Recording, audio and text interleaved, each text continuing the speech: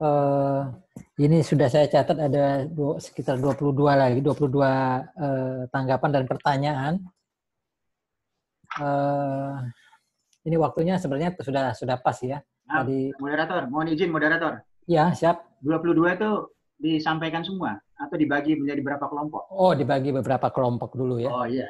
Soalnya nih satu-satu dulu lah ya. Ini ada Kostaman sendiri, ada Hamidin sendiri, Edi Ganevo sendiri, Emir sama Pak Gajar sendiri juga banyak itu. Jadi kita mulai mungkin dari sesuai urutan aja lah ya. Tadi apa Hamidin ya? Hamidin, bagaimana pendapat banyak napi yang dikeluarkan masyarakat sehingga masyarakat resah. Jadi keamanan makin kriminalitas makin meningkat itu satu. Kemudian apa tadi deh, bentar. Ya sementara itu dulu Komandan Hamidin itu keresahan terhadap banyaknya napi yang dikeluarkan itu.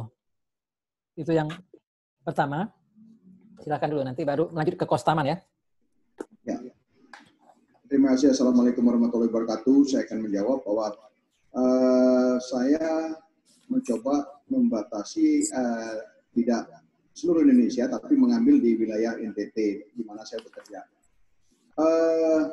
Dari pengamatan saya selama Maret sampai Mei, itu yang terjadi adalah kejahatan jalanan itu meningkat.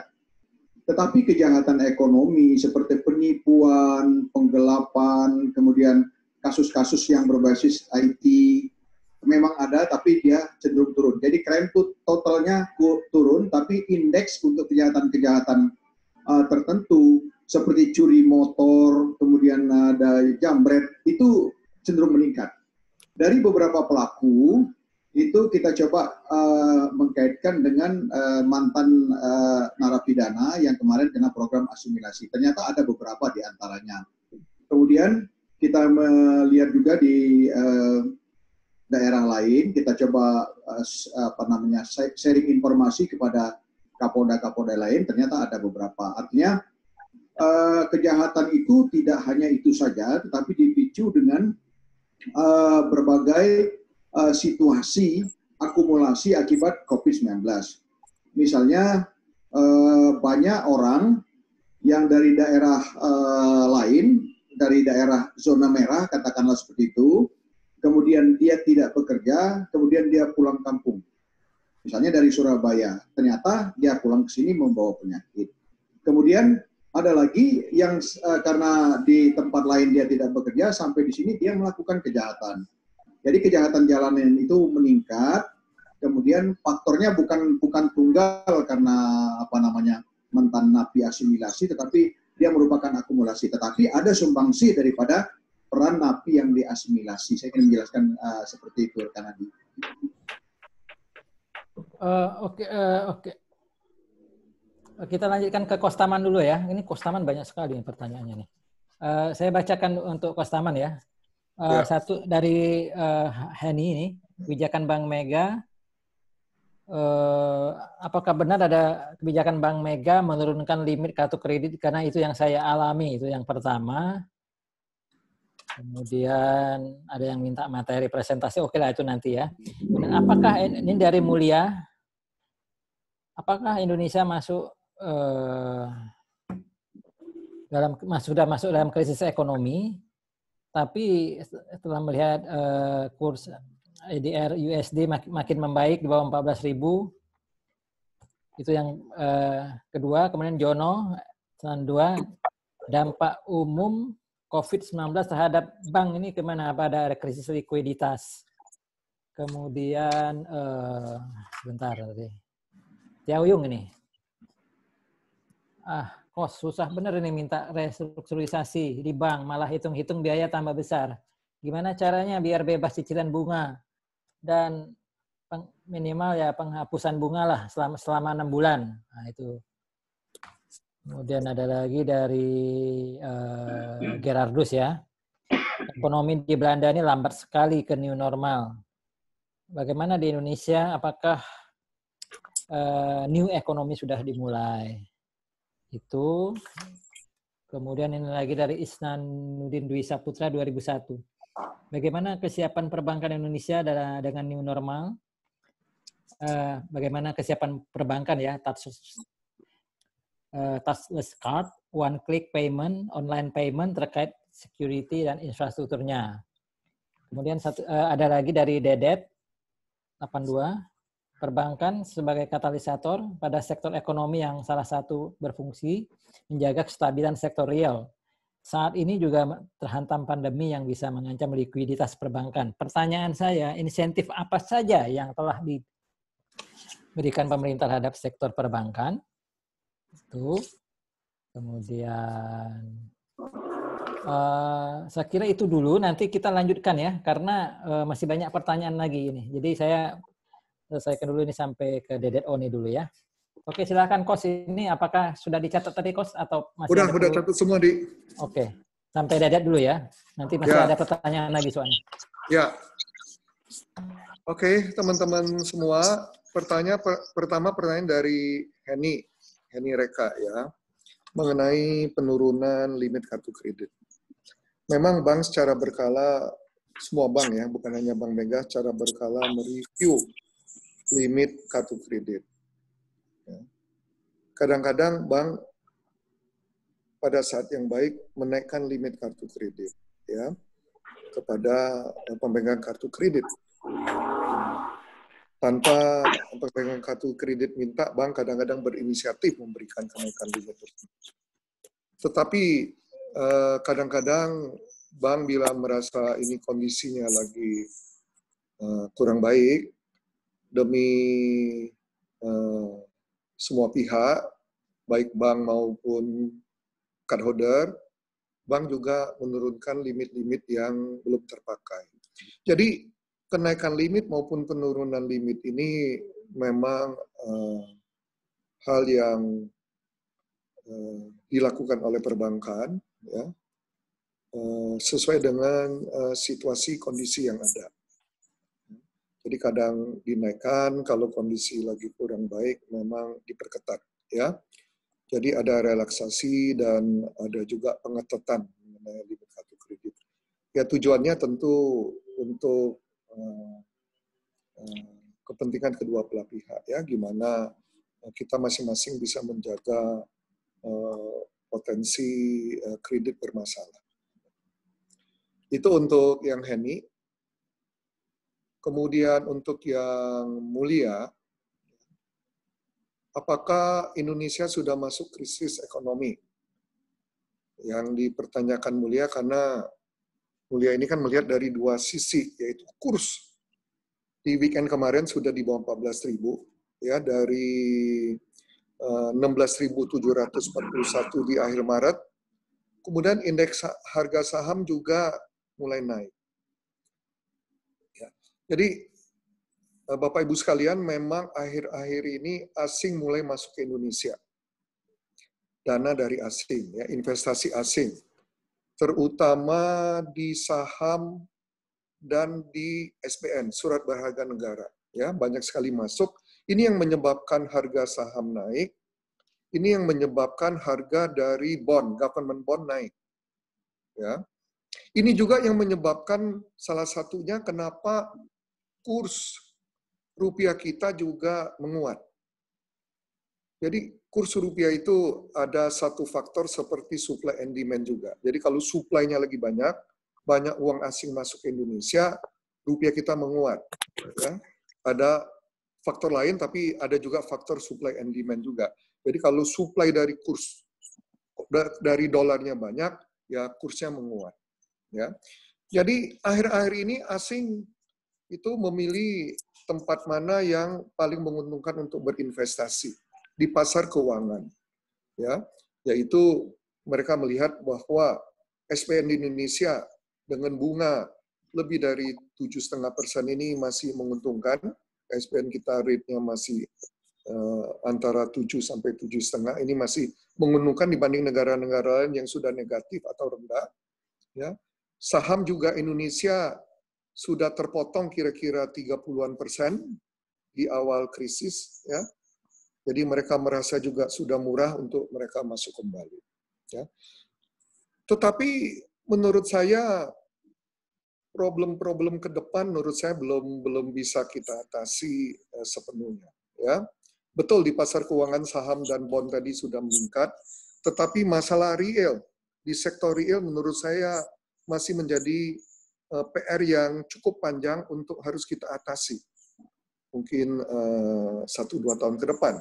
Bagaimana kita meningkatkan kembali produksi kita, bagaimana kita bisa meng-hire kembali pegawai-pegawai yang sudah dirumahkan atau sudah diberhentikan dan sebagainya. Ya, jadi kalau saya pribadi merasa ya kita sudah masuk dalam keadaan kesulitan ekonomi, ya udah jelas menurut saya. Nah untuk Jono Effendi, bagaimana dampak buat bank secara umum? Apakah akan berdampak pada krisis likuiditas? Jadi Bapak Ibu sekalian, memang kuartal ke-1 ini seperti dikatakan tadi, ini baru awal dari krisis.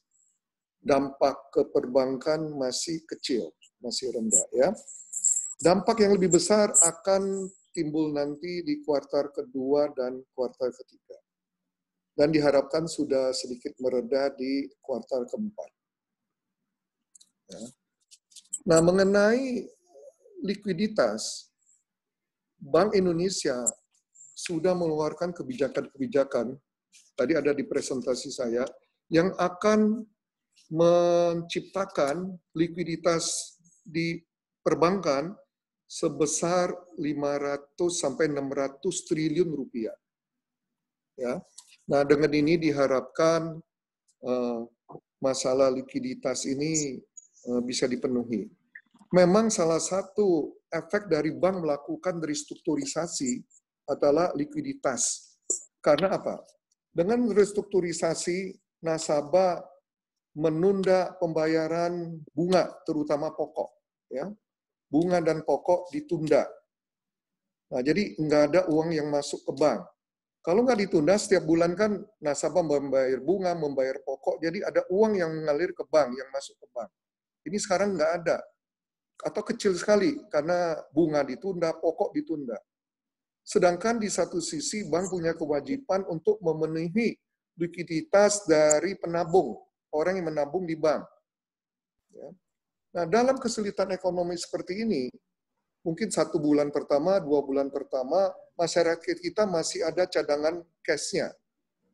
Demikian juga perusahaan-perusahaan masih bisa membayar pegawainya dengan stok cash yang ada. Tetapi kalau sudah menginjak bulan ketiga, keempat, nanti kelima, saya rasa stok uang cash yang ada di masyarakat maupun di perusahaan-perusahaan itu akan berkurang. Ya, jadi penabung ini, baik perusahaan maupun pribadi ini akan menarik sebagian uangnya yang ditaruh di bank. Ya, sehingga bank harus make sure ini kita mempunyai likuiditas yang cukup. Tetapi dengan policy BI melonggarkan likuiditas sebesar 500-600 triliun, saya rasa ini mudah-mudahan mencukupi untuk perbankan menghadapi kekeringan likuiditas selama perbankan melakukan restrukturisasi kredit. Kemudian yang Hendra, Ayung ya, susah yo minta restruktur di bank. Ya, menurut saya bank sudah melakukan restruktur yang cukup besar ya. Sampai akhir bulan yang lalu sudah sekitar 9-10% dari jumlah kredit yang ada di bank. Di Bank Mega sendiri kita sudah memberikan restruktur 15% dari jumlah kredit. Dan diprediksi di perbankan, di Bank Mega juga sama, sekitar 25% sampai 30% dari kredit ada di bank itu akan direstruktur. Ya, jadi menurut saya ini dibicarakan aja dengan bank yang bersangkutan. Ya. Juga mengenai apakah bisa mendapatkan penundaan cicilan atau penghapusan cicilan bunga, ya, itu juga bank melakukan analisa debitur by debitur, satu persatu debitur dilihat kemampuannya, ya. Dan bank memang diharapkan tidak memeriksa secara teliti sehingga tidak ada free rider. Jadi tidak ada orang yang memanfaatkan kebijakan OJK mengenai restruktur. Kalau nasabah memang tidak terdampak COVID-19, itu tidak boleh memanfaatkan kebijakan restruktur ini. Ya. Dan seberapa parah dampaknya terhadap COVID-19 itu bank diminta untuk melakukan due diligence, ya, yang ketat. Karena bank diwanti-wanti jangan sampai ada free riders, jangan ada orang yang memanfaatkan keadaan COVID, kesulitan selama COVID ini untuk situasi yang tidak sesuai. Ya. Mengenai cicilan bunga, tadi di presentasi saya juga ada bahwa untuk kredit usaha kecil, ya, mikro, ya, sampai 10M, memang nanti pemerintah melalui perbankan akan memberikan subsidi bunga. Ya, subsidi bunga, tapi kembali lagi karena ini memakai uang pemerintah, jadi nanti akan ada audit apakah betul uang pemerintah yang digunakan ini sudah seperti ketentuan yang ada, ya, yaitu hanya kepada debitur yang terkena dampak karena COVID ini. Ya, besarnya 6% sampai maksimum 6% 3 bulan pertama, kemudian maksimum 3% untuk 3 bulan berikutnya. Jadi nasabah yang masuk dalam kriteria ada di presentasi saya tadi. Mohon maaf saya nggak bisa presentasi lebih detail tadi karena waktu yang tersedia sangat sedikit. Kriterianya ada bagaimana mendapatkan subsidi bunga tersebut. Ya. Kembali lagi tadi saya ada catatan di situ bahwa yang saya sampaikan itu masih sangat draft, ya, karena sampai sekarang pembicaraan itu masih digodok, ya, di pemerintahan bersama OJK dan Departemen Keuangan mengenai subsidi bunga tersebut, ya. Tapi nanti pada saatnya tentu debitur-debitur bisa menghubungi banknya masing-masing untuk bisa mendapatkan subsidi bunga tersebut. Ya. Yang berikutnya dari Gelardus. Ekonomi di Netherlands pelan-pelan sudah masuk ke new normal. Apakah Indonesia gimana, ya? Kapan masuk ke new normal? Menurut saya, pemerintah Indonesia saat ini sudah mengkondisikan, ya, dan perlahan-lahan kita di bulan Juni ini akan mulai masuk ke new normal, ya. Jadi yang tadi bisnis yang non esensial yang nggak boleh pegawainya masuk, sekarang kan sudah boleh maksimum 50%. Yang esensial dari dulu sudah bisa buka dan sebagainya, ya. Jadi sektor-sektor tertentu sudah mulai boleh bekerja dan sebagainya. Ya, tentu dengan pembatasan-pembatasan sesuai dengan ketentuan pemerintah tersebut. Jadi menurut saya di bulan Juni ini kita sudah mulai pelan-pelan masuk ke kondisi new normal. Ya. Kemudian yang berikutnya dari Isnandi. Ya. Bagaimana kesiapan perbankan Indonesia menuju new normal. Ya. Seperti touchless card, satu klik payment, one click payment, online payment, dan sebagainya. Ya. Menurut saya, Bapak Ibu sekalian, teman-teman sekalian, perbankan Indonesia secara umum, terutama bank-bank besar, saya rasa sudah menyiapkan transaksi di masa yang akan datang. Memang COVID Corona ini membuat segalanya menjadi jauh lebih cepat. Yang kita perkirakan, yang perbankan perkirakan nanti akan terjadi 3-5 tahun yang akan datang dengan COVID Corona, dengan COVID-19 ini semuanya dipaksa terjadi saat ini. Jadi terjadi kemajuan, ya, dari prediksi yang diperkirakan akan terjadi 3-5 tahun. Ya, saya rasa perbankan sih secara umum sudah menyiapkan hal-hal ini, misalnya touchless card, ya, Di Bank Mega sendiri kita kartu kredit sebagian juga sudah menggunakan yang touchless ya, yang artinya kita tidak perlu memasukkan kartunya ke dalam mesin edisinya, tetapi didekatkan saja ke alat pembacanya, sehingga kita tidak perlu memberikan kartunya kepada kasir. Kalau kartu kredit kita atau kartu debit kita kasih kepada kasir, kasir memegang kartunya, nah akan terjadi potensi penularan virus dan sebagainya. Ya, tetapi misalnya kartu Transmart kita itu udah contactless. Jadi udah bisa tanpa diberikan pada kasir, cukup didekatkan saja, itu mesinnya sudah bisa baca. Ya, online payment, ya, one click payment, saya rasa perbankan semua sudah ada, bank-bank besar semua sudah ada, di Bank Mega juga sudah ada online payment ya, maupun mobile payment ya. Segala sesuatu pada dasarnya bisa dilakukan melalui komputer, internet banking maupun melalui mobile banking ya. Security dan infrastruktur diperbaiki terus, security juga.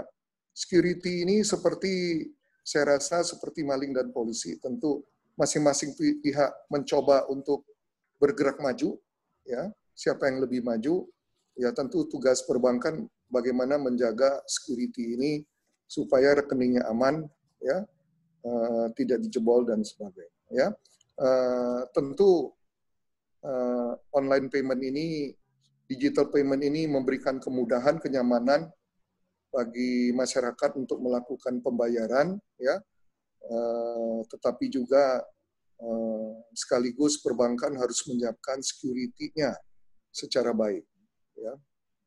Kemudian yang terakhir dari Dadat, dari ONI, Berliana ONI, perbankan sebagai katalisator sektor ekonomi.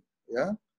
Terkait pandemi ini tentu mengalami kendala likuiditas perbankan. Bagaimana insentif ya, tadi bukan inisiatif tapi insentif yang diberikan pemerintah terhadap sektor perbankan.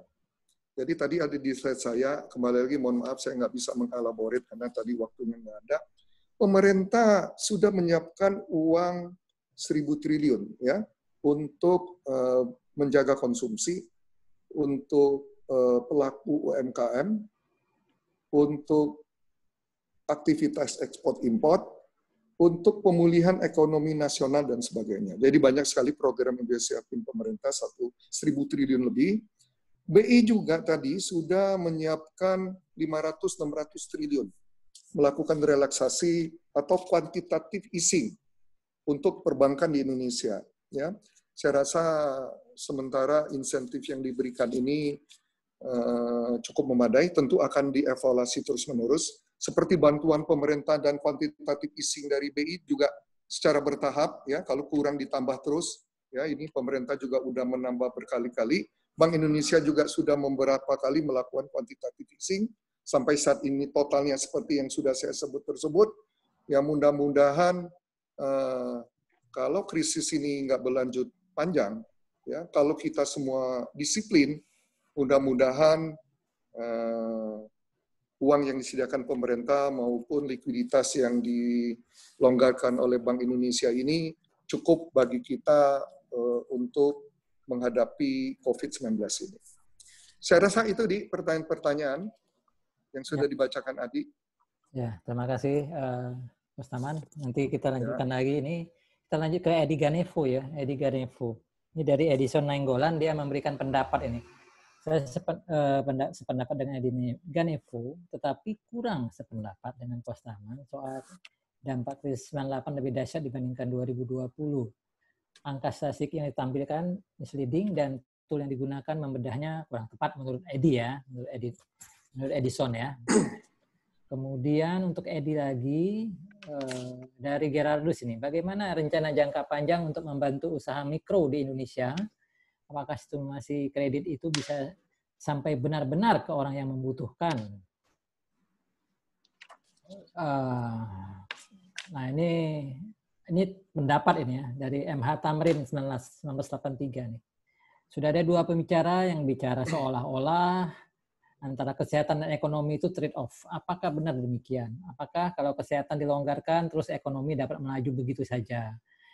Kenaikan jumlah yang terinfeksi seolah-olah hanya sekedar dampak dan semata angka-angka. Saya khawatir ini menyesatkan. Maaf, bukankah karena ini masalah kesehatan dan keselamatan manusia harus menjadi alasan utama tindakan kita, bukan sekedar pilihan? Karena sekali jumlah terinfeksi tidak terkendali dan sistem kesehatan kolaps, apakah ekonomi tetap bisa tumbuh? Sorry, I don't think so. Saya malah khawatir kolapsnya sistem kesehatan akan diikuti dengan kolapsnya sistem sosial ekonomi kita dan subsistem kehidupan lainnya.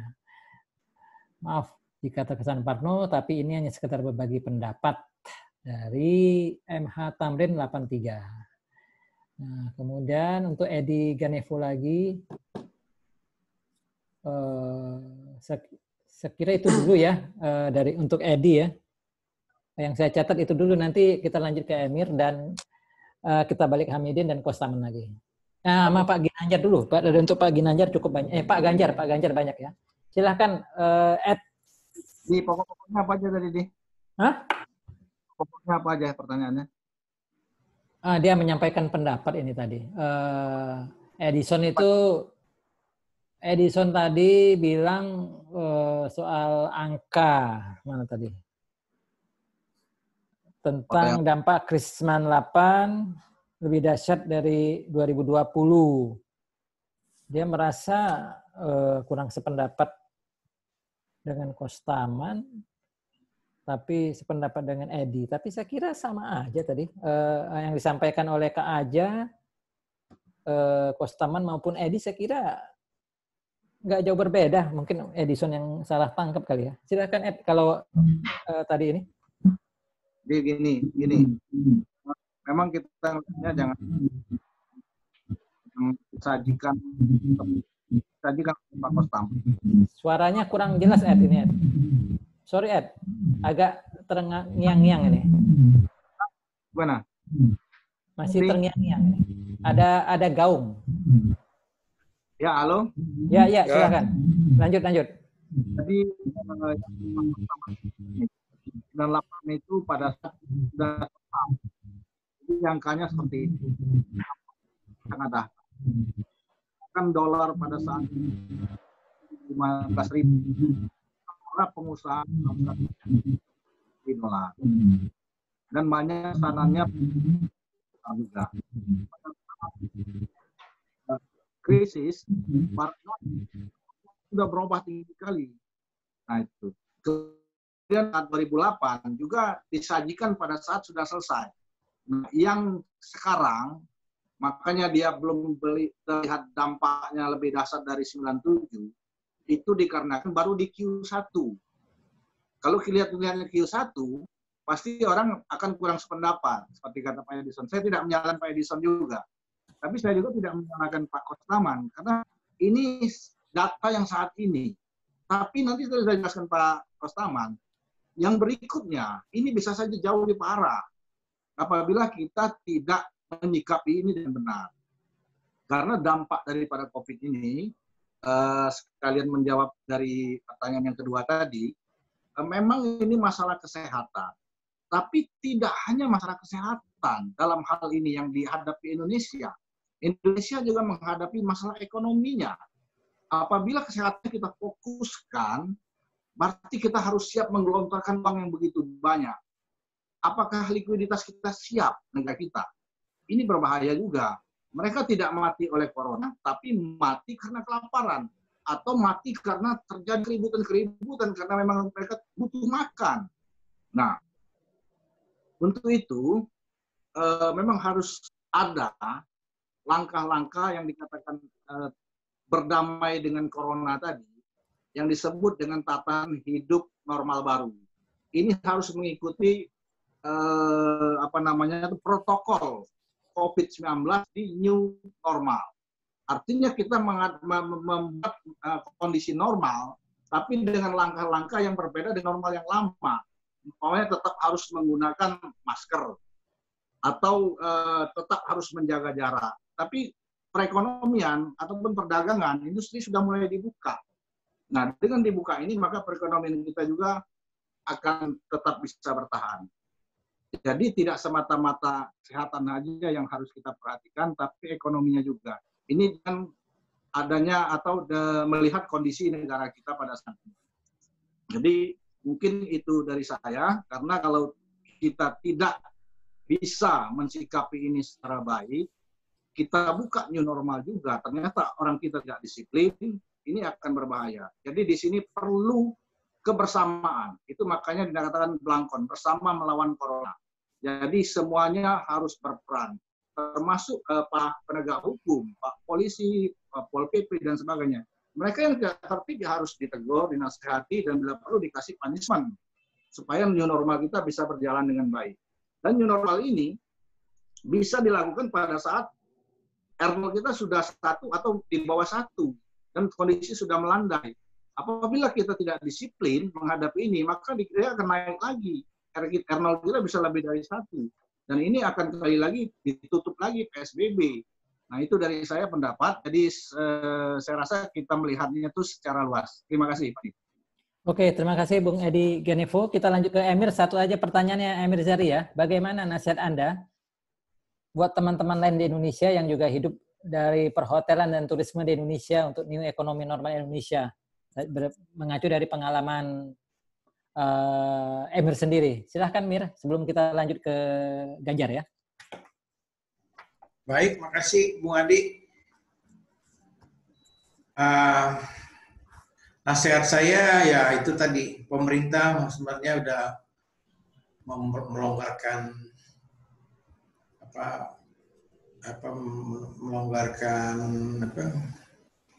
ini masalah COVID ini, terus juga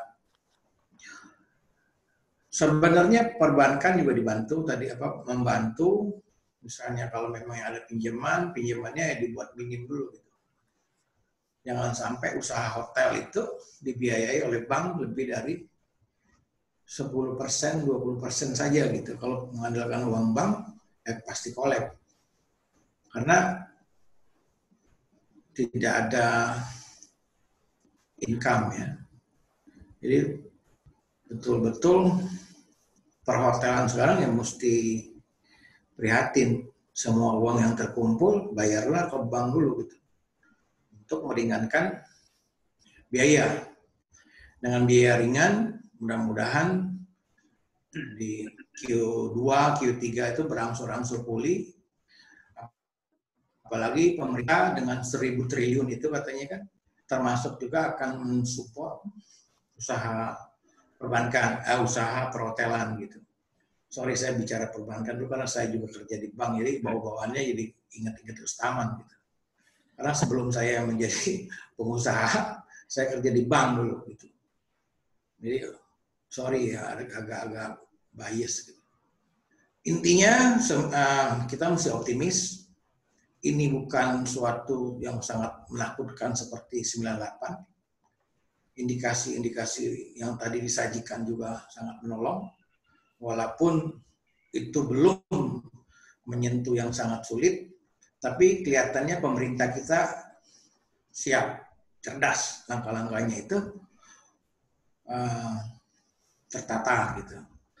Mudah-mudahan dengan bantuan masyarakat kita juga bersama, yang golongan kita ini ya jangan menjadi penonton, coba berbuat sesuatu agar supaya ekonomi ini cepat pulih, dampak sosialnya tidak membuat krisis ekonomi ataupun dampak yang ditakutkan itu seperti yang terjadi di Amerika.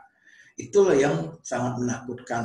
Ada pemicu yang sangat kecil saja, meninggal 1 orang warga kulit hitam, akhirnya Amerika rusak, dan hal itulah yang sangat menakutkan kalau apabila terjadi di Indonesia. Tapi mudah-mudahan kita bersama bisa mengatasi ini dengan kebersamaan dari pemerintahnya, masyarakat, pelaku usaha, perbankan, dan lain sebagainya. Demikian saya kira untuk teman saya ini yang di Belanda dulu pernah satu kelas di Sakberius Jalan Kolonel Atmo maupun di Kamboja. Selamat pagi, yang Gerardus, selamat sore di Indonesia sekarang. Terima kasih. Oke, terima kasih Bung Emir Zari sebagai pemilik hotel ya. Sekarang kita berlanjut kepada untuk Bung Ganjar Razuni. Ini cukup banyak ini komentar. Ini dari Gerardus ini, deurbanisasi di Indonesia. Bagaimana usaha pemerintah Indonesia untuk membuat problem ini? Apakah untuk seluruh Indonesia atau hanya berlaku untuk beberapa tempat yang mengalami musibah COVID-19? Ini dari Jan Gerardus, profesor yang ngajar di Universitas Sorbonne Perancis ya. Kemudian ini dari Tebi angkatan 88 ya. Pada Pak Ganjar, bagaimana atau sampai di mana proses penelitian dan penemuan vaksin? Pemerintah katanya bisa memberikan informasi yang bisa memberikan harapan. Nah, ini dari Profesor Nuni Gofar ini, angkatan 83 kalau nggak salah. Yang saya khawatirkan, virus ini tipenya multi orgasme. Sudah sampai di puncak, melandai, terus naik ke puncak lagi. Bagaimana mengatasinya kalau yang melandai tidak naik lagi? Kemudian ini ada dari Yota Arga. Pak, banyak sekali bantuan pandemi di desa-desa yang datanya tidak akurat. Orang yang mampu kok menerima bantuan. Orang yang tidak mampu tidak menerima.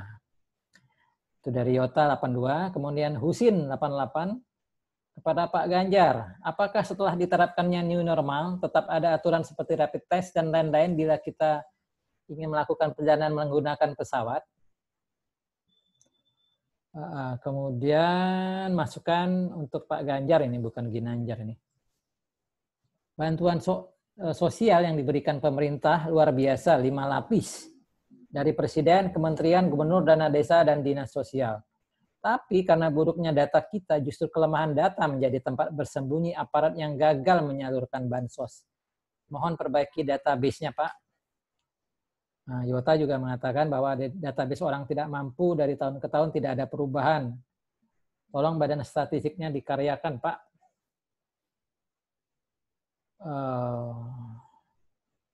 Ini dari Bintang Sitompul 87. Ini pengusaha properti juga dia. Bagaimana posisi Indonesia menyikapi perang dagang Amerika-China dalam kaitannya dalam pemulihan ekonomi nasional? Terima kasih. Oke, sementara saya kira itu dulu. Nanti di sini juga ada Ahmad Berlian ya, dari pejabat OJK. Nanti saya minta Bung Berlian untuk bicara di sesi terakhir aja ya, setelah pertanyaan-pertanyaan ini kelar. Terima kasih, silakan Bung Ganjar Razuni.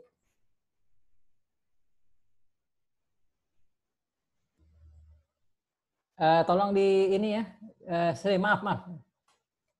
Saya akan bilang ini ke ini. Oke, silakan. Ya? Sudah ya. Cek kedengaran? Ya, sudah, oke. Baik. Terima kasih atas kesempatan dan pertanyaannya. Yang pertama soal deurbanisasi. Deurbanisasi itu kita lihat terjadi sangat kuat, terutama di kota-kota besar, lebih khusus Jakarta, dan juga beberapa kota besar lainnya. Nah, pemerintah dalam hal ini sudah mempersiapkan adanya pertambahan bantuan untuk apa yang disebut, mohon maaf ya, orang miskin baru. Karena dengan terjadinya deurbanisasi, kemudian masyarakat yang pindah ke desa itu juga dalam keadaan ekonominya terpuruk, maka dengan demikian juga akan terjadi beban sosial. Oleh karena itu, kami sudah mengusulkan dan nampaknya itu akan segera berjalan. Misalnya PKH. PKH itu ada perluasan di luar reguler yang sudah ada. Kemudian juga, ini belum, tapi sudah kita mintakan adanya perluasan juga objek tentang kartu prakerja. Yang tadinya 5 juta sekian akan ditambah sesuai kebutuhan yang mungkin untuk bisa dipenuhi lebih awal dalam rangka mengatasi deurbanisasi. Nah, pertanyaannya adalah tadi, di mana saja itu? Ya terutama yang terlihat kasus diurbanisasinya itu tinggi, terutama kota-kota besar, khususnya di Pulau Jawa ini ya, Jakarta, kemudian juga di Surabaya misalnya, atau daerah-daerah lain di luar Jawa. Tapi yang kelihatan deurbanisasinya begitu cepat ini sebenarnya terjadi yang dalam satu pulau. Biasanya satu pulau. Jadi kalau misalnya Jakarta ya berarti dia ke daerah-daerah sekitar Jawa Tengah, Jawa Timur, atau kemudian Jawa Tengah bagian barat dan sebagainya. Kemudian mengenai soal vaksin. Saya terus terang bukan ahli vaksin ini ya. Tapi yang saya tahu bahwa riset itu terus berjalan, uji coba itu terus berjalan untuk sampai ditemukannya yang paling dianggap baik pada saatnya, pada saat itu. Tapi kemudian tentu tidak bisa kita serta-merta mengatakan bahwa ini adalah hasil final. Karena semua ini kan akan berkembang. Apalagi tadi sudah dikatakan bahwa virus ini kan juga mengalami perubahan-perubahan sebagai mikrobiologis yang tentunya juga harus dilakukan riset yang tidak boleh berhenti. Dan karena itu maka pemerintah juga memberikan anggaran untuk riset khusus di bidang ini, di bidang mikrobiologi. Kemudian soal bansos yang tadi jumlahnya hampir sudah mencapai 500 T, dan ini memang sangat besar dan perhatian yang saya kira perlu diapresiasi, kesungguhan pemerintah untuk memperhatikan mereka yang terdampak langsung ya dari COVID ini.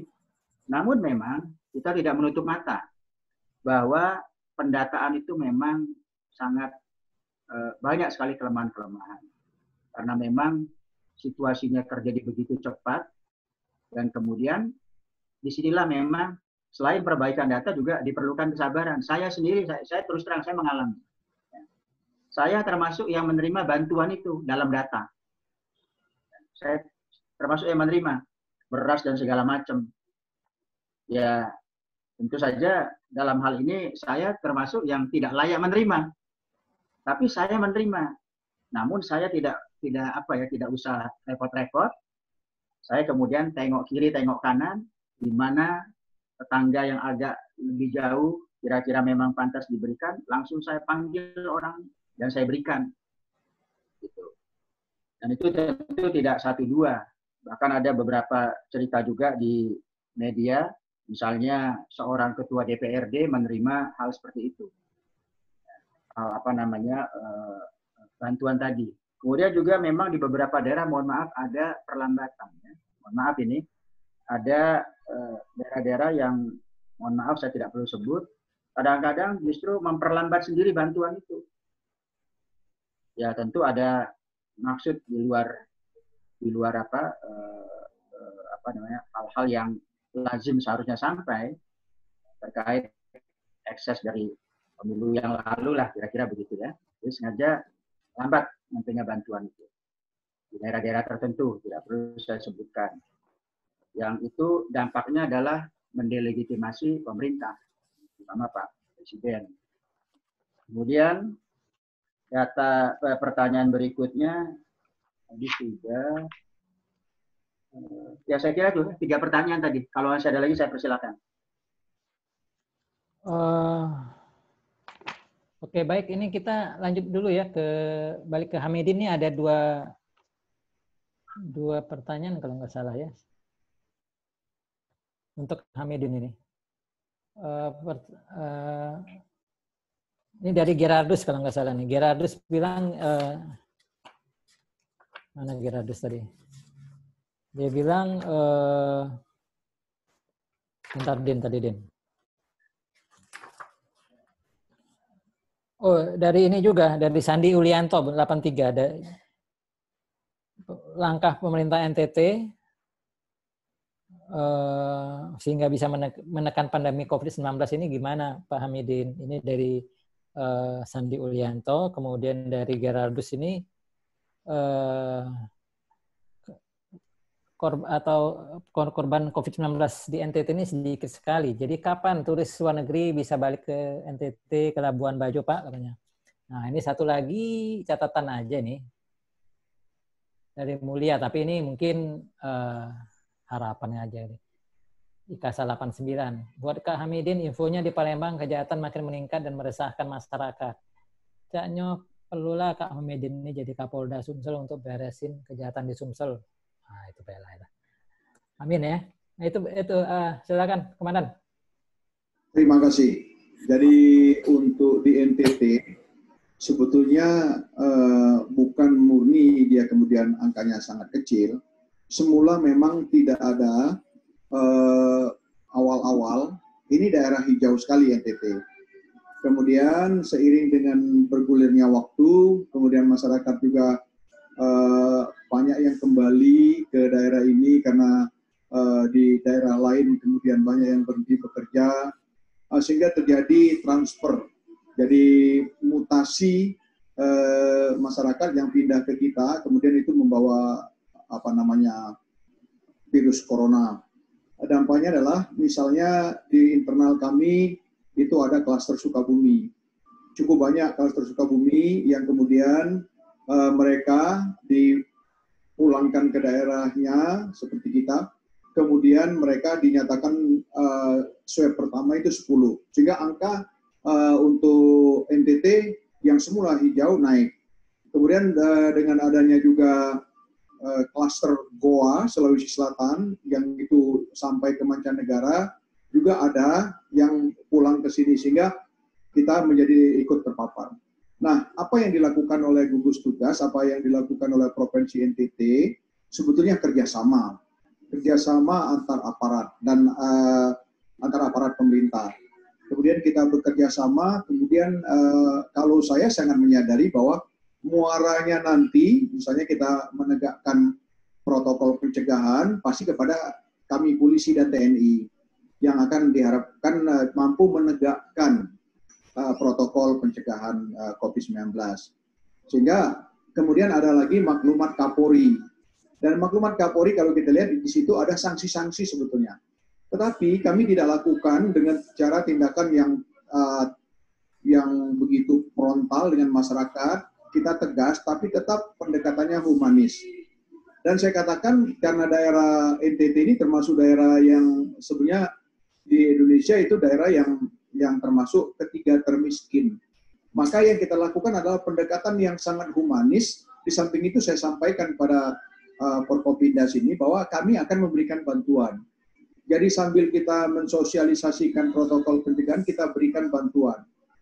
Dan memang miris sebetulnya pada saat kita mencoba memberikan bantuan ke pulau-pulau terpencil, bahkan masih kita menemukan di Indonesia ini masih ada masyarakat yang satu hari hanya makan satu kali di satu pulau misalnya begitu.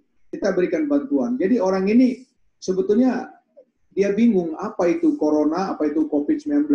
Pada saat dia ke pasar, dia tetap aja ke kerumunan. Akhirnya kita kasih tahu bahwa ini ada gini, kemudian ini bantu, kita berikan bantuan, itu ternyata cara-cara seperti ini. Dan Kapolda harus turun sendiri. Kapolda, Kapolres, kemudian Bupati harus turun kepada masyarakat. Karena sulit kita menjelaskan pada masyarakat kalau kita hanya memerintah di jajaran bawah. Jadi yang pertama, kita harus turun semua, kompak, Forkopimda kompak, ke jajaran ke bawah kompak, kemudian sekaligus kita memberikan bantuan-bantuan. Nah, kemudian yang dilakukan yang lain adalah kita sendiri di lingkungan instansi pemerintah masing-masing, seperti kita memberikan kontribusi untuk naiknya yang semula hijau, yang semula 0, kemudian dia naik. Naik itu kontribusi yang dari Polri itu adalah kontribusi klaster Sukabumi, karena kebijakan pimpinan bahwa yang dari sekolah Sukabumi yang 300-an lebih terpapar itu dipulangkan. Sampai di sini mereka kita isolasi mandiri. Kita tempatkan di SPN, kemudian kita cek kesehatannya secara rutin. Bayangkan 10 semula positif. Kemudian kita lakukan penguatan imunitasnya. Kabid Dokes kita perintahkan untuk mendatangkan dari Jakarta asupan nutrisi, vitamin dan lain sebagainya. Kemudian diberikan program olahraga yang ketat, kemudian social distancing, physical distancing yang ketat pada mereka. Keluarganya tidak boleh ini, dan kemudian ternyata kita masih menemukan 5. Kita masukkan rumah sakit dan alhamdulillah hari ini semua dengan berapa kali swab dilakukan mereka bersih. Artinya manakala kita menjadi garda bagi pencegahan COVID-19 itu sendiri, maka kita akan cepat pulih. Nah ini yang kita lakukan. Kemudian ini juga selalu kita komunikasikan kepada pemerintah daerah.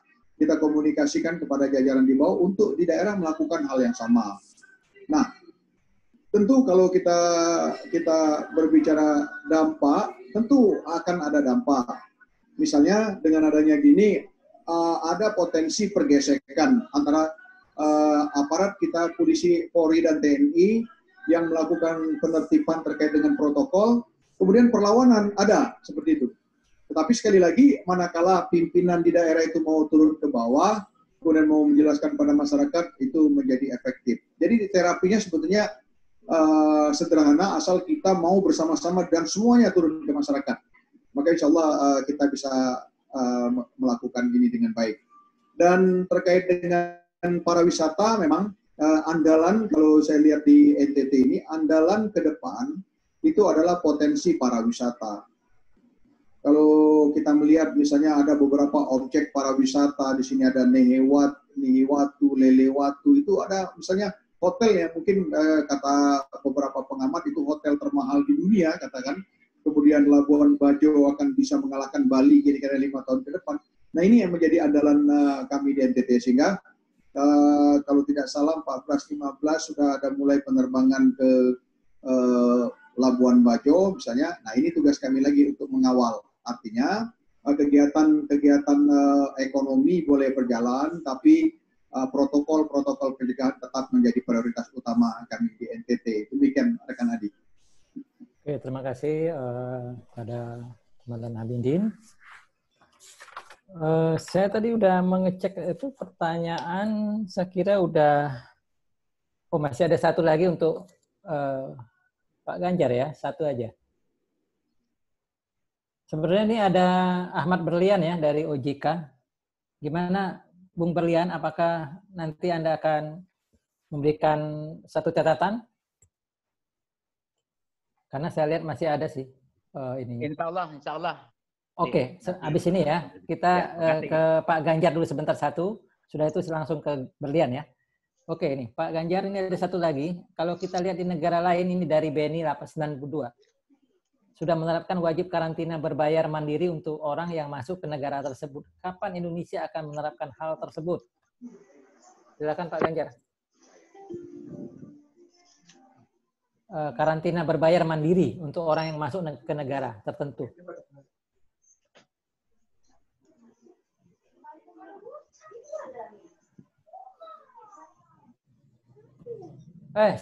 Tunggu, sabar Pak.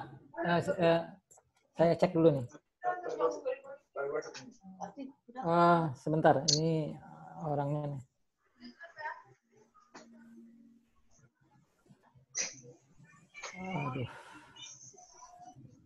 Aduh. Mana ya, silakan Pak. Ya. Jadi sedang saya tambahkan tadi sedikit, yaitu sedang dilakukan perbaikan data yang disebut dengan DKS, data kesejahteraan sosial. Tapi semua tentu tidak bisa bertumpu hanya pada satu instansi seperti Kementerian Sosial. Itu juga terkurang juga pada para kepala daerah di daerah masing-masing. Karena input perbaikan datanya selain dari kepala daerah juga ada yang Kemsos, tapi peran kepala daerah di sini juga menjadi sangat penting untuk mensupport program perbaikan data kesejahteraan sosial itu. Kemudian soal karantina berbayar ya itu sebenarnya kan menjadi kewenangan dari Kementerian Hukum dan juga teknisnya Kementerian Kesehatan yang melakukan pengawasan. Itu memang sedang dikaji dan saya belum bisa mengatakan sudah menjadi sebuah keputusan, tetapi itu dalam evaluasi. Juga tidak mungkin pada saatnya itu juga akan diterapkan di Indonesia. Saja. Saya boleh menyampaikan pesan nggak? Ada pesan? Boleh ya? Halo, Pak Robert. Halo. Silahkan Pak Ganjar, silahkan. Ya, ini kan sedikit lagi sebetulnya kami mau itu soal pilkada. Pilkada itu juga kita harus hati-hati. Jangan sampai pilkada itu kemudian menjadi media penurunan virus. Sebab yang sekarang ini kita dalam masa transisi, kalau ini tidak dikelola dengan baik, bisa terjadi apa yang disebut titik balik. Jadi kalau tadi ditanyakan, kira-kira mana yang lebih diprioritaskan ya? Penanganan kemanusiaan, kesehatan, atau ekonomi. Ya, itu pada saat yang paling awal tentu adalah penyelamatan kemanusiaan itu paling penting. Itu menjadi yang utama dan terutama. Tapi ketika berangsur bisa dalam kendali, maka segera dilakukan pemulihan ekonomi. Karena itu maka ada konsep new normal baru itu. Nah, tetapi teman-teman sekalian, pada bulan Desember ini akan ada pilkada. Dan itu sudah diputuskan tetap dilaksanakan pada Desember tanggal 9. Nah, dalam pelaksanaan pilkada itu dibutuhkan paling tidak 4 atau 5 bulan rundown kegiatan. Dan ini kalau tidak hati-hati juga bisa menjadi media penularan virus kembali. Oleh karena itu maka sedang dipikirkan langkah-langkah supaya ada pengurangan kontak secara langsung, misalnya melalui virtual. Ya. Ada hal-hal yang bisa diproses melalui virtual, tidak semuanya dengan kontak langsung. Tapi sekali lagi ini diperlukan kehati-hatian. Jangan sampai apa yang sudah dilakukan, termasuk pemulihan ekonomi, kemudian lantaran ada 270 pilkada di daerah, kemudian ini menjadi satu media baru, terjadi titik balik penularan virus. Nah ini yang kira-kira perlu kehati-hatian. Saya kira demikian dari saya, tambahan. Terima kasih. Terima kasih atas penjelasannya Bung Ganjar. Kita sekarang memanggil Ahmad Berlian, salah satu pejabat Otoritas Jasa Keuangan. Silahkan Bung Berlian untuk memberikan catatan. Baik, terima kasih.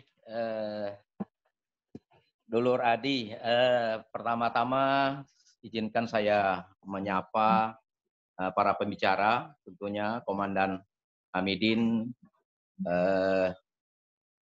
Dulur kita Kostaman, ada Edi Ganepo, kemudian ada Emir, Pak Ganjar, kemudian juga ada Kak Aja tadi yang sudah meninggalkan tempat. Assalamualaikum warahmatullahi wabarakatuh. Selamat sore, salam sejahtera bagi kita semua. Karena masih di bulan Syawal, izinkan saya mengucapkan minal aidin wal faizin, taqabbalallah minna wa minkum, taqabbal ya karim. Semoga kita semua keluarga besar Saprius 1 diberikan kesehatan oleh Tuhan Yang Maha Kuasa. Saya mencatat ada beberapa hal, cukup banyak, tapi mungkin yang relevan dengan posisi saya saat ini di OJK, saya mencatat setidaknya ada 4 hal.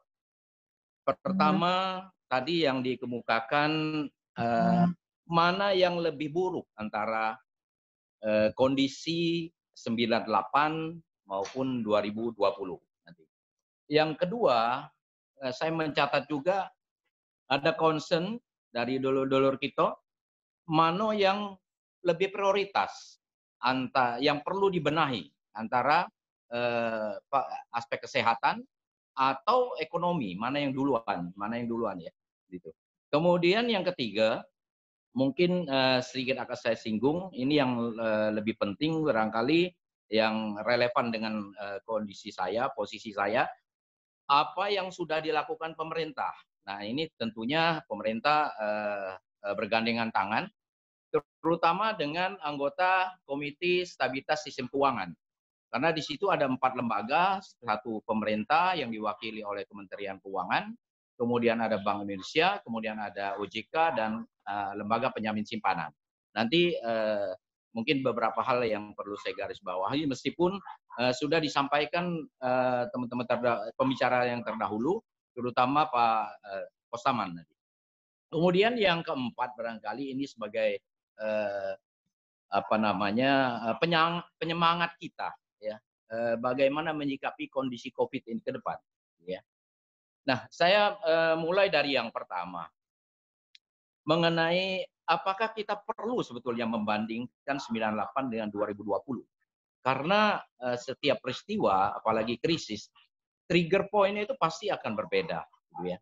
Nah, namun yang paling kita rasakan, perbedaan yang paling utama antara 2020 ya dengan 98, ini yang paling depan, yang paling terpapar atau kan tertampar lah katakan, yang paling depan itu adalah UMKM.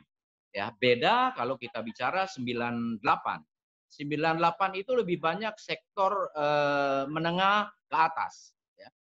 Tapi ini justru dimulai dampak yang paling terasa itulah yang UMKM, ya. Termasuk di dalamnya sektor-sektor informal. Kenapa demikian? Tentunya kita sadari bahwa kalau semua orang tidak diperkenankan keluar rumah, ya, maka di depan mata kita semua itu terhenti. Yang biasanya menggelar tikar, bisa hidup makan sehari, ada motor daripada parkir, terus dihidupin, dibawa muter, ya kan, menjadi ojol gitu ya. Banyak hal yang bisa dilakukan. Sementara 98 itu memang berasa kita usaha terutama tadi skala menengah atas itu terhenti nanti katakan, ya kan, karena faktor kurs, ya kan, kemudian ekspor impor kita terhenti, ya ada baragu dan sebagainya. Nah, tapi orang masih bisa beraktivitas normal, keluar rumah, yang kreatif bisa hidup meskipun dia di PHK. Tadi ada motor nganggur daripada nganggur dibawa jalan, ya kan. Ada modal kemudian dia usahakan untuk usaha informal. Nah, ini yang 2020 sangat berasa tadi dulur kita Edi Ganevo juga menggarisbawahi, Pak Kostama juga sudah menggarisbawahi bahwa mereka-mereka yang di skala UMKM, mikro, sektor informal, ini paling depan terdampak, ya kan. Nah, oleh karena itu, maka nanti konteksnya adalah apa yang perlu dilakukan kita, ya kan. Nah, inilah yang menjadi semacam debat yang cukup panjang di berbagai media, cetak maupun online. Apa yang perlu dibenahi lebih dulu, kesehatan apa ekonomi? Kalau menurut saya ini semuanya penting, gitu. Orang sakit ya tidak bisa berusaha, ya kan. Tapi juga orang bisa sakit karena tidak berusaha, seperti itu. Jadi seperti lingkaran setan, mana harus kita tangani secara paralel, menurut saya. Makanya pemerintah mengambil tindakan-tindakan bagaimana COVID ini tetap berjalan, tetapi perekonomian kita juga bisa berjalan.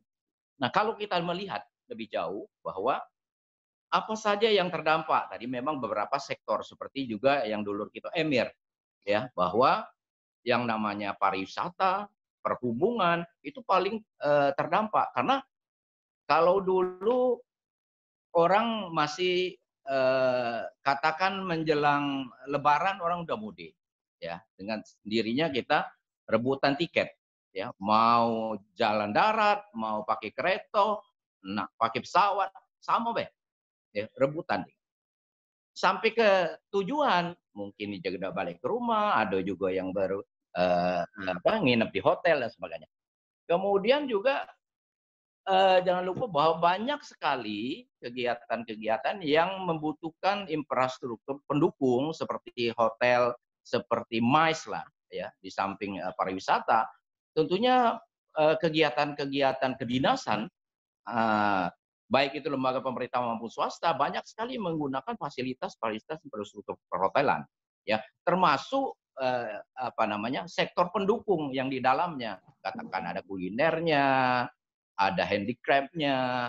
Nah, itu yang semua terpapar gara-gara COVID menjadi terhenti. Nah, kemudian apa sebetulnya yang sudah dilakukan oleh pemerintah tadi?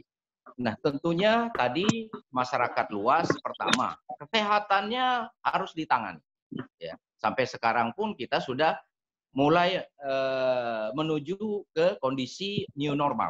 Artinya memang ada tanda-tanda COVID itu sudah mulai menurun.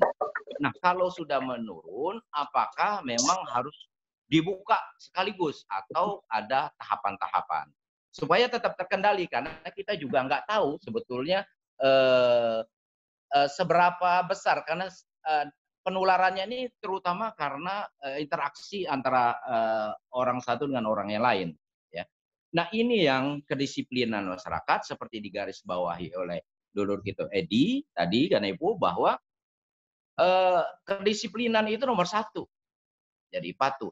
Nah, yang mendisiplinkan kita, kalau pemerintah kan hanya menghimbau, tapi masing-masing pribadi kita yang tahu bahwa besok kita ini tidak terdampak, tapi kita pembawa, ya kan? Karena imunitas tadi ya, imunitas masing-masing orang itu berbeda, sehingga dia bisa saja tidak terdampak, tetapi dia di dalam tubuhnya itu ada virus-virus COVID ini yang siap menularkan orang lain. Nah, sehingga kita dengan kesadaran itu kita menjaga jarak tadi. Nah, kemudian aspek ekonominya seperti apa? Nah, kalau kita bicara ekonomi, tentunya nanti ada yang namanya yang dikerjakan saat ini di bidangnya Pak Kostaman, enggak ya? Itu lembaga jasa keuangan, salah satunya perbankan. Tetapi apa hanya perbankan yang perlu diperhatikan?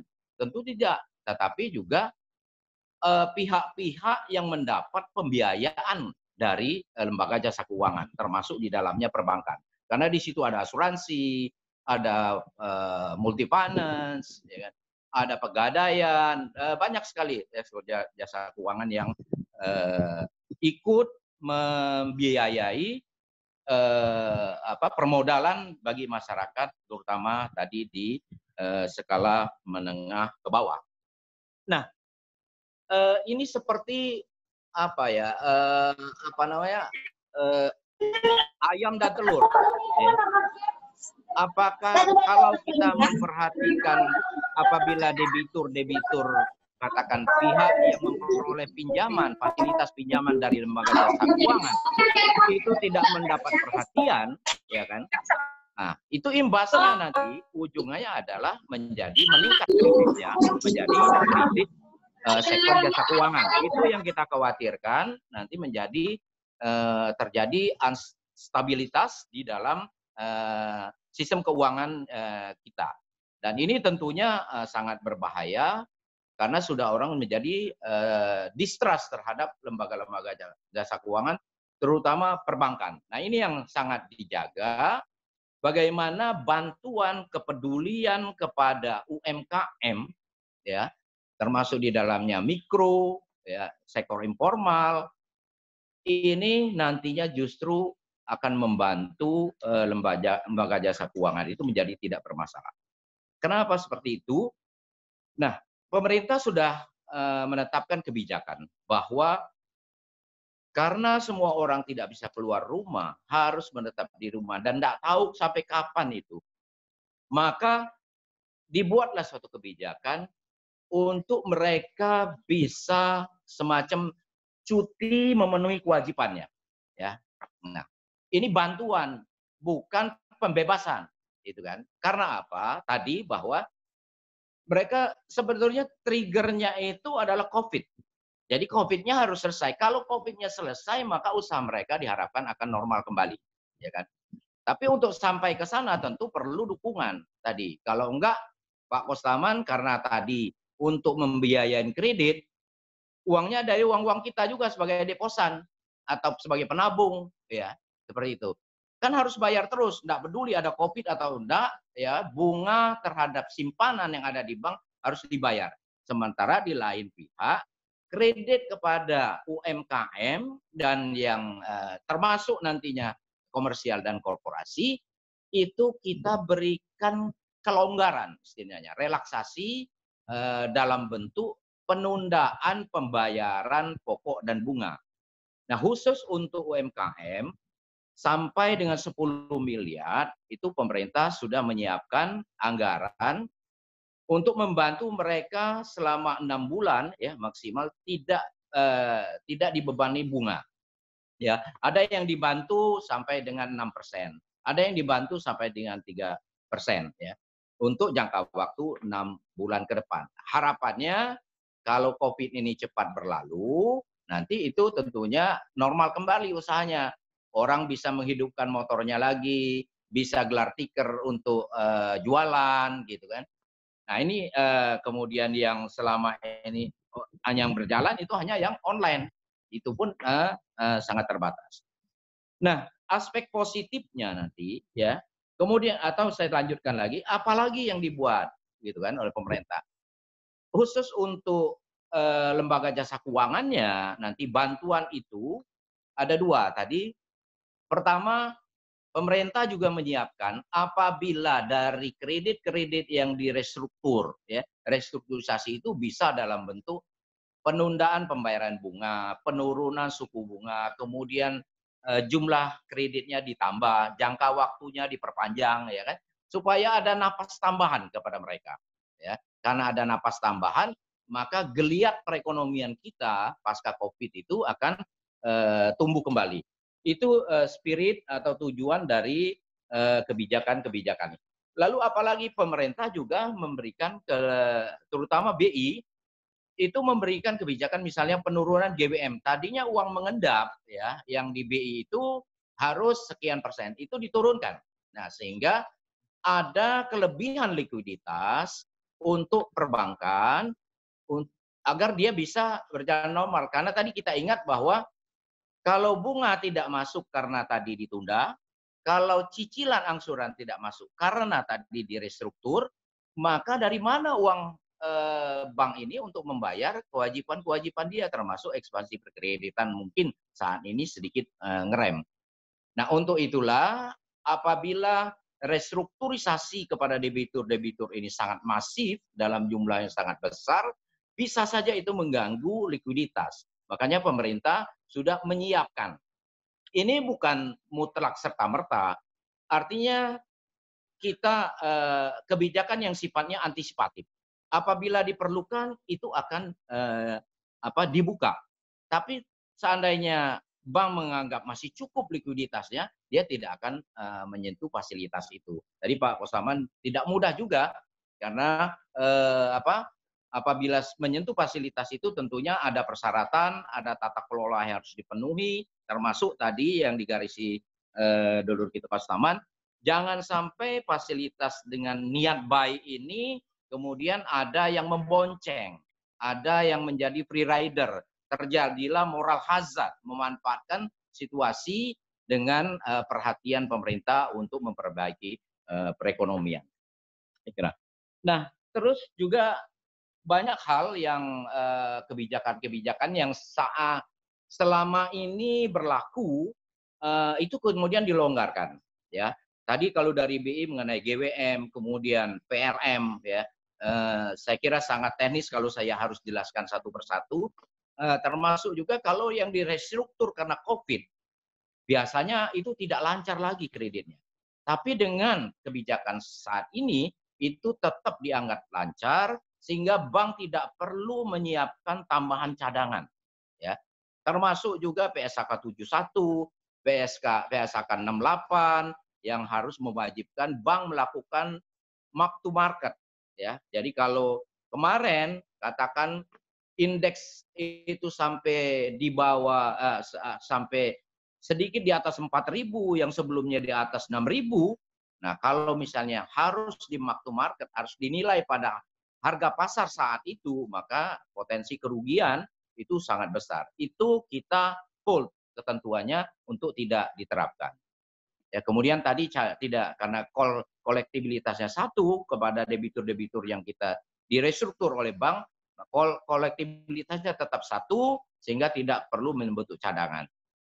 Kalau ada aset yang diambil alih dari penyelesaian kredit bermasalah, juga tidak perlu langsung misalnya dibentuk cadangan. Kita ada relaksasi sampai dengan 1 tahun. Ya. Kemudian kita juga harus tunduk kepada standar regulasi internasional yang kita dibuat oleh Basel, ya. Basel 3 itu juga kita lakukan relaksasi. Kemudian juga memang kita harus membangun argumentasi, kalau enggak nanti kan berimbas kepada rating kita, ya. Sehingga dianggap bahwa bank-bank kita itu beresiko. Tapi karena ada argumentasi tertentu, kita merelaksasi itu dan akan on-kan kembali, dibuat normal kembali setelah. Nah, artinya bahwa kebijakan tadi ada yang menyentuh kepada masyarakat termasuk debitur, kemudian ada yang menyentuh lembaga jasa keuangan. Kemudian ini menggunakan apa tadi? Kan ada policy, ada memang bantuan finansial, ya kan? Nah, tentunya kan uang-uang dari masyarakat juga, ya kan? Yang mengeluarkan itu keluarganya dari APBN. Sehingga pemerintah ya melalui forum SSK tadi, saya bilang Komite Stabilitas Sistem Keuangan, sangat berharap semua pihak ini melakukan semacam sharing pain, ya. Kita berbagi bahwa kondisi ini sama-sama sulit, tetapi kita harapkan dengan bahu-membahu antara tadi lembaga jasa keuangan sedikit mengalah, kemudian masyarakat yang terdampak betul-betul memanfaatkan ini bukan aji mumpung. Artinya udahlah kebetulan memang dibebaskan sekalian tidak mau bayar gitu kan. Nah, ini kita dituntut kesadaran tinggi bahwa yang namanya kewajiban tidak akan putus, ya, hanya ditunda karena adanya bencana yang sudah sifatnya sangat masif dan berskala nasional. Nah, terakhir barangkali bagaimana kita menyikapi, ya tentunya tadi sudah digarisbawahi juga, kita harus optimis. Ya, yang kita pahami di balik kesulitan itu pasti ada kemudahan, ya kan? Apakah semua sektor terimbas? Ternyata tidak juga, gitu kan? Ada yang justru booming dengan COVID, ya kan? Misalnya yang berbasis teknologi, ya tadinya tidak ada orang melirik Vicon, tapi saat ini ya tetap semua harus tetap berjalan dengan mencari inovasi yang kreatif akan survive. Gitu kan. Yang enggak, ya itu akan kalah, bahkan mungkin bangkrut. Tetapi ada juga pihak lain yang justru dengan bencana ini dia mendapat limpahan berkah, ya kan?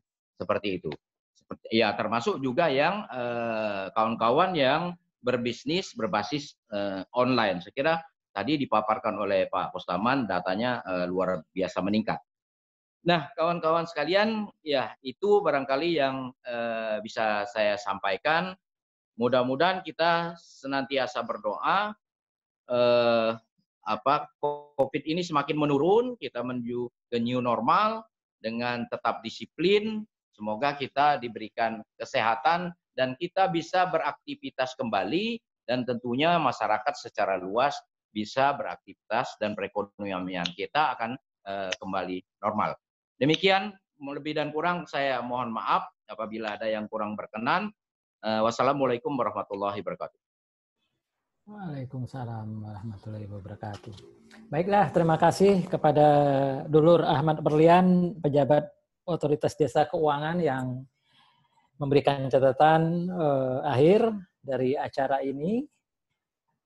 Saya kira tadi sudah tidak ada lagi pertanyaan-pertanyaan untuk para pembicara. Saya hanya tidak akan mengulangi lagi apa yang sudah disampaikan, tapi ada satu atau benang merah, yaitu disiplin, gotong royong. Tanpa disiplin yang sudah melandai akan naik kembali. Dan satu lagi, dengan leadership yang kuat, pemerintahan Indonesia ini, pemerintahan di bawah pimpin Pak Jokowi, insya Allah badai pandemi ini akan segera berlalu. Jadi terima kasih untuk Kak Agus J. Alwi, Ketua Umum DPP IKASA yang mendukung acara ini, memberikan kata pengantar untuk Ketua IKASA 82 Irjen Hamidin, Kapolda NTT, untuk Kostaman Tayyip, Dirut Bank Mega, Edi Ganevo, Ketua Umum Kadin Indonesia, Emir Zari, pengusaha hotel. Kalau sudah pandemi berlalu, kita ngewain di sana ya, ini ya, di hotel apa ya. untuk Ganjar Razuni, Sekretaris Dewan Pertimbangan Presiden, dan terakhir untuk Dulur Ahmad Berlian, pejabat Otoritas Jasa Keuangan yang memberi catatan akhir. Saya lihat tanggapan dari teman-teman semua, adik-adik semua di chatting ini sangat-sangat positif. Saya kira dan mereka memberikan apresiasi atas acara ini. Ya, terima kasih kembali. Dengan demikian, tapi ini saya masih ada satu pertanyaan untuk OJK nih. Apakah masih ada waktunya nih, Bung Edi? Apakah ditutup pukul 17 atau masih ada waktu? Kalau masih ada, masih. Kalau masih ada, kita juga apa fungsi OJK dalam pengendalian IHSG dalam kasus COVID dan kasus bencok Jiwasraya? Mana tadi? Bung Ahmad Berlian. Ya, makasih Di. Ini ada catatan, pertanyaan sedikit ya mengenai OJK ya. Setelah itu kita.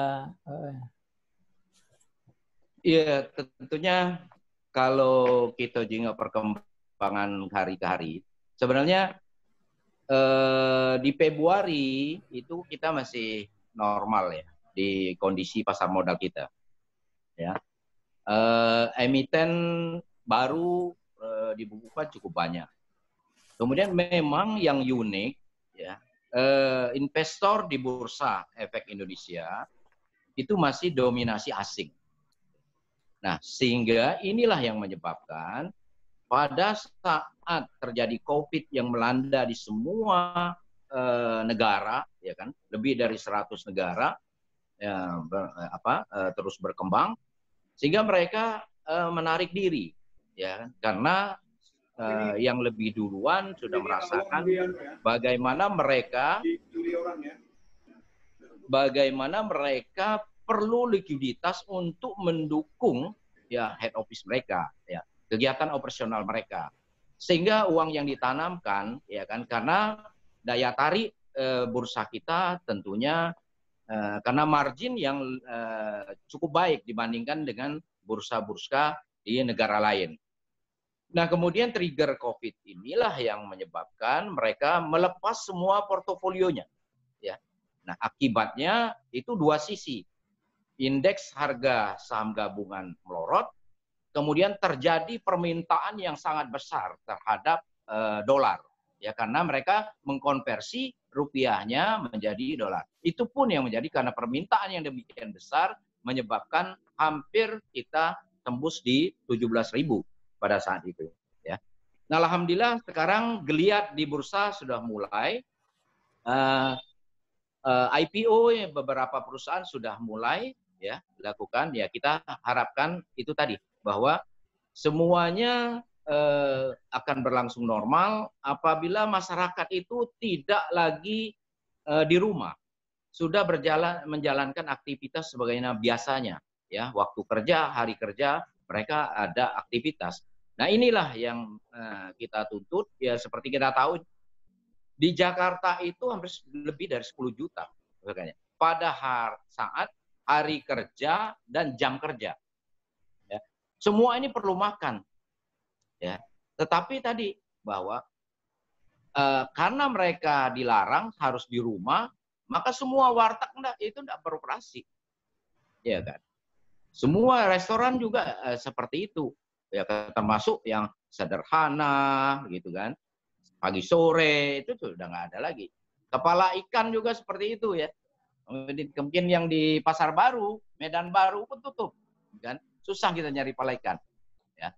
Nah, inilah kita harapkan dengan sudah mulai menggeliat, memang ada beberapa policy yang ditetapkan, antara lain buyback.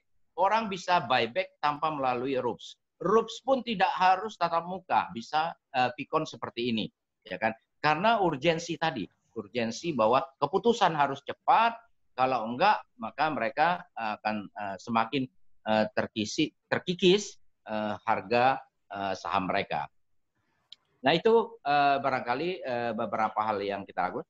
Terkait dengan bencok, ya tentunya kalau aspek pidana, tentunya kita akan tunduk kepada jalur hukum, ya kan? Bagaimana tindakan saat ini sudah, alhamdulillah sudah masuki persidangan pertama itu sudah beberapa minggu yang lalu. Ya kita lihat saja nanti bagaimana ujungnya. Ya yang penting para pihak kita kan ada falsafah kalau mau membunuh tikus jangan lumbungnya kita bakar, ya kan? Setuju. Nah ini mungkin para pihak-pihak yang memang harus bertanggung jawab, dia harus hadir di pengadilan ya untuk mempertanggungjawabkan perbuatannya.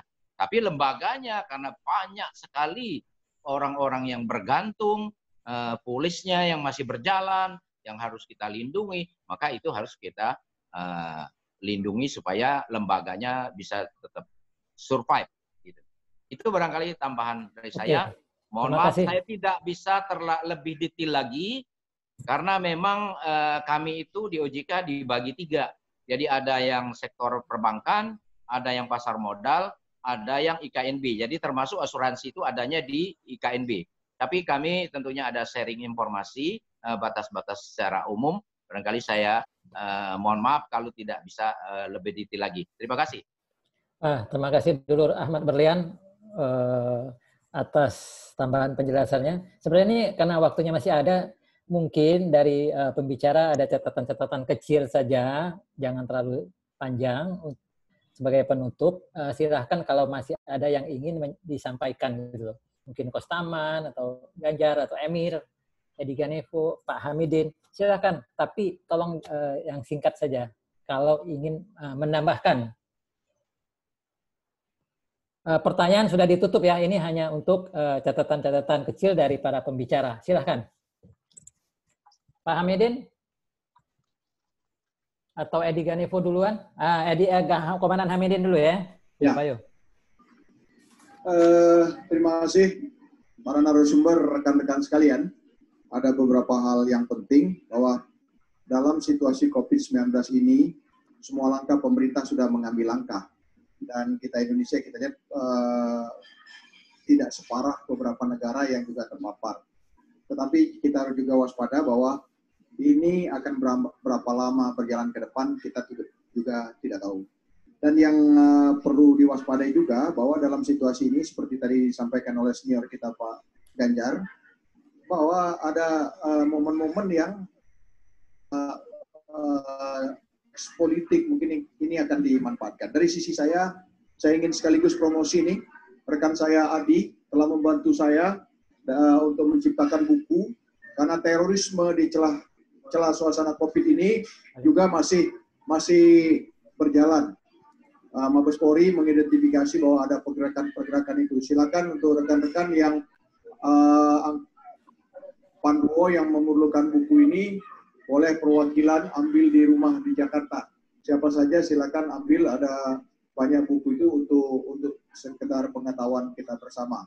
Untuk senior mungkin akan saya kirim melalui mungkin CNE atau sarana lain sehingga bisa terbagi. Terima kasih untuk rekan Adi yang telah membantu saya sehingga buku ini tercipta. Ada 2 buku yang rekan boleh ambil, semuanya topik yang sama. Ini adalah pengetahuan praktis pengalaman saya bertugas selama di Densus 88 dan di BNPB. Terima kasih. Assalamualaikum warahmatullahi wabarakatuh. Ya, silakan. Kalau masih ada lagi dari pembicara, silakan. Edi Ganevo, Kostaman. Saya dulu ya. Ya, Pak Yo. Pesan saya cuma satu, mari kita mulai memutus mata rantai COVID-19 dengan cara mendisiplinkan diri kita sendiri, disiplinkan keluarga, disiplinkan lingkungan, dan disiplinkan masyarakat. Saya terima kasih. Ya, lanjutlah. Kostaman, silakan. Ya, jadi 3 pesan aja, 3 pesan terakhir. 1, kita semua harus disiplin untuk memutus mata rantai COVID-19 ini. Kalau nggak disiplin, nanti ini berlarut-larut, nggak selesai-selesai. Kedua, bahwa di setiap kesulitan itu ada opportunity. Tadi walaupun ada beberapa bisnis yang mengalami kesulitan, tapi juga ada beberapa bisnis yang justru booming, terbang dengan ada kesulitan-kesulitan ini. Ketiga, kita harus tetap optimis. Kalau kita semua bekerja sama, insya Allah kita bisa menghadapi masa-masa sulit ini dengan baik dan kita bisa keluar sebagai pemenang. Demikian, Di. Oke, terima kasih, Coach. Silakan Pak Ganjar. Suaranya tolong dinyalain dulu, host. Suara Pak Ganjar. Nah ya, silakan. Cek, sudah? Sudah, silakan. Yes. Baik, terima kasih. Sebagai closing statement ya. Pertama bahwa negara ini, bangsa ini sangat membutuhkan tangan-tangan kita semua yang berpikir positif dan konstruktif, serta penuh optimisme. Karena itu kami berkeyakinan bahwa dengan kepemimpinan Pak Jokowi dan kemudian dengan gotong royong serta kedisiplinan dari kita semua, insya Allah dengan izin Allah, dengan izin Tuhan Yang Maha Kuasa, kita akan segera melalui masa-masa pandemi ini dan tanda-tandanya sudah terlihat bahwa kita termasuk negara yang berada di garis batas untuk menuju sukses mengatasi ini. Di samping negara-negara lain, mulai Tiongkok, Vietnam, dan Korea Selatan. Demikian saya kira sama-sama dan jangan kemudian seperti ada diskusi pemakzulan presiden itu menurut saya ya hal yang agak berlebihan. Demikian, terima kasih sekali lagi. Mari kita kumpulkan energi positif ini untuk bangsa dan negara kita. Terima kasih. Wassalamualaikum warahmatullahi wabarakatuh. Salam sejahtera untuk kita semua. Salam sejahtera. Ya. Salam. Waalaikumsalam. Ya. Baiklah, saya ingin mengucapkan terima kasih karena ini waktu sudah makin larut, ya mungkin jamnya sudah melebihi 20 menit dari jadwal. Terima kasih. Apakah masih ada waktu nih? Emir belum ngomong ya ternyata ya. Masih perlu ada yang diomongkan, Mir? Ini udah oke. Emir ngajak nginep tuh. Oke, Mir. Boleh. Siapa tuh yang ngomong? Jadi, Mana hotelnya itu di mana? apa? Di mana hotelnya? Ada ngopi. Oh, di Pepuri ada, di Karawang ada, di Bogor ada, di Pangkalan Bun juga ada. Bogor ada ya? Bogor sambil bagi-bagi buku, Mir.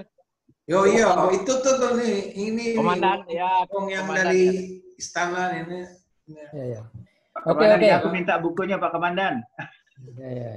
Oke, kawan-kawan, karena waktunya sudah ini, kita hapus dulu kepada semua pembicara ya. Terima kasih banyak sudah meluangkan 3 jam lebih ini. Mungkin ya 4 jam lah kalau dimulai dari 2:30 ini. Halo, Komandan.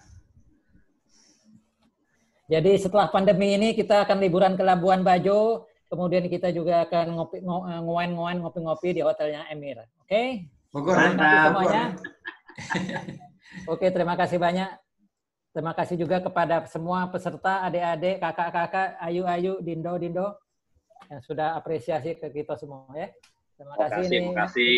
Ini gawean 82-nian ini. Terima kasih, Komandan. Adi, makasih Komandan, Emir, Terima kasih untuk moderator. Terima kasih moderator. Tadi usul ke Kak Hamidin itu. Ya, jangan lupa Labuan Bajo, Hamidin. Jangan lupa Labuan Bajo. Ya, nomor 1 Labuan Bajo dulu nih. Makasih.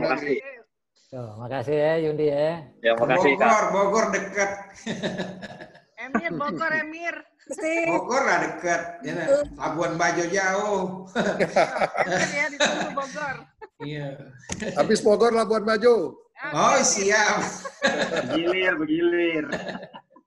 Tapi tidak foto bareng apa? Foto bareng. Foto bareng kalau sekarang juga boleh, tapi sebenarnya tadi aku udah foto siko-siko sih.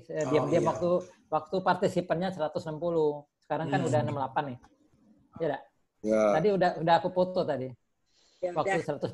Tapi dapat foto lagi Kak yang ada weh. Iya, Pak, aku foto lagi ya terakhir ya. Foto terakhir. Foto lagi. Iya, Pak. Itu video di-onin kalau biar kejungan mukanya. Ya, Pak Yo ya. Ganjar nah, dulu barengan di Kamboja ya. Iya, Kamboja. Kau ini CS kau Bayu ya. Bayu. Ada Lagi ya, Bayu foto ya. ngaji aku udah kate di sini. Foto lagi ya, Siko 2, 3. Lagi Siko 2. Wah, ini udah foto kalau nih. Ini siapa ini? Siko 2. Oke, Siko 2. 3. Oke, tadi sampai 11 lapis. Sekarang sudah 4 lapis. Tadi 11 lapis tadi. Di fotonya di luar juga di. Luar biasa nih Adi di pecah rekor di. Ya, pecah rekornya nih. Titot masih ngerokok nah. Amo itu tadi Edgan. Ngerokok lancar. Woi, Edgan santai nih sampai ngerokok tadi. Gitu deh. Makasih ya. Ini siapa nih? Rahmat yo. Mat, awak dari Amerika. Ini jadi dari Amerika do, dari Australia do, dari Belanda do. Mat, apa kabar Mat? Mat, apa kabar? Aman apa di Amerika? Ngantuk sekarang nih. Jam berapa? Aman apa? Nanti itu kan jam 3 pagi ya. Jam 3 sekarang ini lah. Jam 7. Aman enggak Mat? Aman apa? Pagi kok. Tempat aku aman-aman. Ada demo. Jam 5. Itu rame yang soal uang hitam itu bela tapi tidak ada apa-apa. Halo Lin. Kabar Lin. Hai. Halo. Izin ya galau-galau dulu-dulu ya. Terima kasih banyak. Oke. Sehat selalu. Adi, makasih sama-sama ya. Oke. Sampai jumpa. Sampai jumpa. Bye. Terima kasih Edi. Bye. Adi, terima kasih.